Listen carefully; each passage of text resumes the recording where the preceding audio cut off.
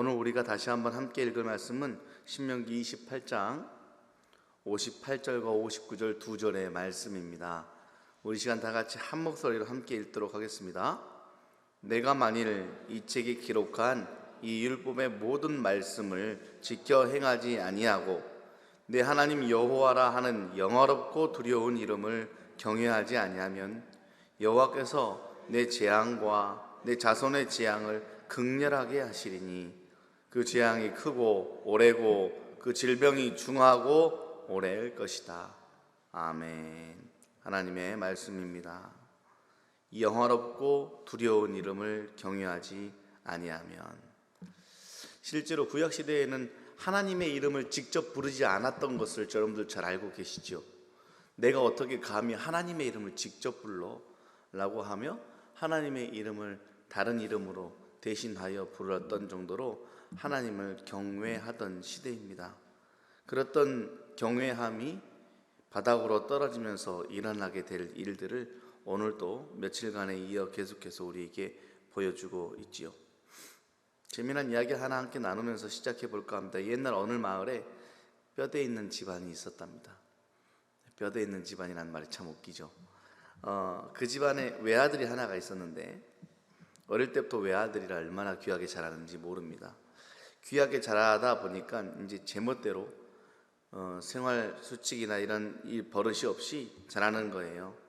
어릴 때야 뭐 그러면 그런가 보다 하다가 철들면 괜찮겠지 하고 지내왔는데 이 아이가 거의 장성할 때가 다 되어도 철이 들지 않는 겁니다.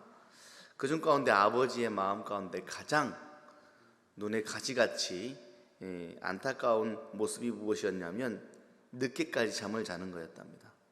그래서 아버지가 마음 가운데 다른 건 몰라도 이렇게 잠을 못 이겨내거나 늦게까지 자면서 생활이 망가지면 얘가 큰 사람이 못 되겠구나 싶어서 이대로는 둬서는 안 되겠다라고 마음 먹었습니다. 그래서 다음 날도 해가 중천에 떴는데 역시 아들은 한밤중이길래 아빠가 어떻게 하기 시작했냐면 우물물에 큰 통을 가득히 채워서 아들이 자는 방으로 가지고 들어갑니다. 문을 드르륵 열고 아들의 얼굴에다가 차가운 우물물을 흠뻑 갖다 부어버렸다는 것 아니겠습니까?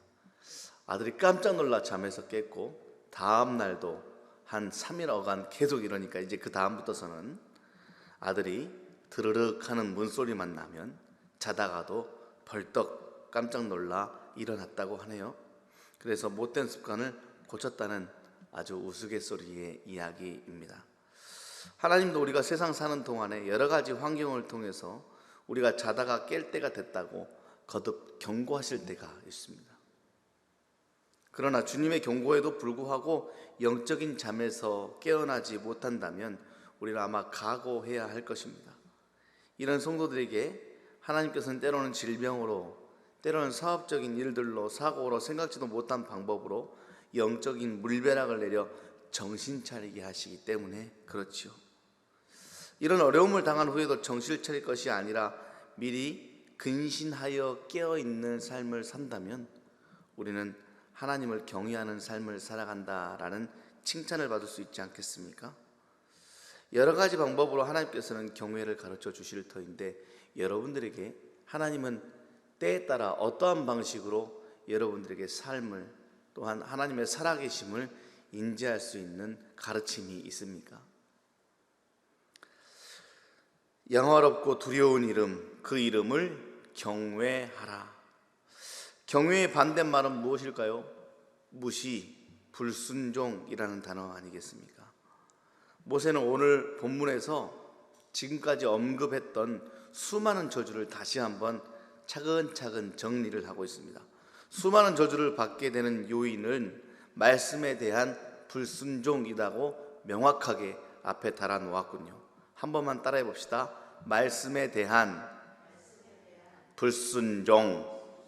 자, 이것을 오늘 제일 앞에 두고 말씀에 대하여 불순종할 때 그만큼 불순종의 대가가 얼마나 큰지 그것을 모세는 크게 세 가지로 정리를 했습니다. 그 중에 첫 번째가 질병과 흩어짐입니다. 질병이 내리고 백성들이 사방으로 흩어지게 되는 저주를 받게 될 것이다 라고 경고합니다. 하나님은 이스라엘이 율법의 모든 말씀을 지켜 행하지 않으면 그 당시 그들이 벌벌 떨었던 애굽에서 유행하던 병들, 그리고 지금까지 없던 질병들까지 하나님이 내리실 거다라고 경고하고 있습니다. 그리고 아브라함에게서 자손이 번성케 될 것을 약속받은 민족이지만 순종하지 않으면 만민 중에 그 많았던 백성들을 다 흩어버릴 것이다 라고 경고하고 있습니다. 결국 어떻게 된다는 거예요? 하나님의 말씀에 불순종하면 하나님의 저주를 받은 이스라엘들은 결국 황폐해질 것이다. 그래서 전에 누리고 가졌던 모든 것이 사라지고 말 것이다. 그것이 재물이 되었던 기쁨이 되었던 간에 사라지는 일들이 일어나게 될 것이다 라고 하나님의 심판하심을 경고하고 있습니다. 이같이 경고의 말씀을 주시는 이유는 이스라엘을 거울 삼아 우리가 하나님의 말씀에 순종하기를 바라시는 하나님의 마음을 오늘 시작하는 시간 가운데 간절히 되새기시기를 바랍니다. 두 번째로 불안과 공포를 얻게 될 것이다. 어떻게 하면요? 말씀에 대해 불순종하면요, 불안과 공포를 얻게 될 것이다 라고 경고합니다. 우상을 섬기게 되는 것이 말씀에 대한 불순종 중에 가장 큰 대표적인 행동이었죠. 그러면 우상을 섬기게 되면 어떤 일이 일어납니까? 하나님으로부터 오는 안전함과 평화를 잃어버리게 되지요. 왜냐? 우상은 사람이 만든 것이기에 아무것도 나올 게 없기 때문입니다. 결국 내가 우상 섬기겠노라 하나님의 말씀, 하나님을 경외하는 마음, 하나님을 버리게 되면 하나님으로부터 공급받았던 안전함과 평화를 잃어버리게 되는 것이죠. 그러면 그 자리에 무엇이 턱하니 자리 잡겠습니까? 불안하고 절망적이고 걱정되고 생명에 대한 두려움 속에 살게 되는 것입니다. 삶이 너무나도 힘든 나머지 아침이 되면 빨리 저녁이 됐으면 좋겠고, 저녁이 되면 잠이 오지 않아 빨리 아침이 되었으면 좋겠고를 반복하며 살아가는 삶을 살게 될 것이다 라는 것이죠. 하나님께 버림받은 삶은 불안하고 피곤하며 절망과 공포만 있을 뿐입니다.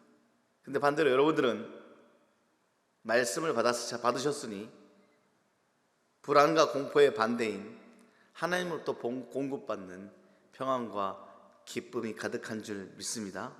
그래 오늘 나에게 찾아오는 불안, 나에게 찾아오는 공포, 나에게 찾아오는 여러 가지 두려움이 있다면 예수 그리스도의 능력의 이름으로 물리치시고 하나님이 우리에게 주시고자 하는 참된 기쁨, 평안, 그리고 이번 주에 묵상의 뜻, 사랑의 능력을 공급받아 오늘 하루를 그렇게 살아가시기를 바랍니다. 모든 것이 풍요로울 때 하나님을 온전히 섬기는 일들을 잊어버리기가 쉽죠. 그러면 쏜살같이 또다시 불안과 공포가 찾아올 수 있다는 사실을 우리는 잊지 말아야 합니다. 그러니 온전한 삶을 살아간다라고 느껴질 때면 더욱더 자신의 삶을 하나님을 경외하는 삶의 초점을 잃어버리지 않기 위하여서 더욱더 긴장하고 경외함으로 말씀을 손에서 놓지 않는 삶이 되어야 할 것입니다. 마지막으로 말씀에 대한 불순종에 대한 대가는 노예가 되는 일입니다. 아이고 이 시대에 무슨 노예가 어디 있겠어. 그렇지 않습니다. 사랑하는 여러분, 우리는 누군가 다른 사람의 노예로 살아가는 지금 제도 속에 살고 있지는 않지만 우리가 세상의 노예가 되고 죄의 노예로 살고 있지는 않은가? 라고 한번 묵상해 보아야 할 것입니다. 억압과 압제와 학대를 받으며 그러한 생활 가운데 짓눌려 사는 삶, 말씀에 대한 불순종에 대한 대가입니다. 그 누구도 우리에게서 자유를 빼앗아 갈 수는 없지만 우리 스스로가 자유를 허락하시는 하나님과의 관계를 끊어버린다면 우리는 반대로 그 누구에게도 자유를 얻을 수 없음을 깨닫게 될 것입니다.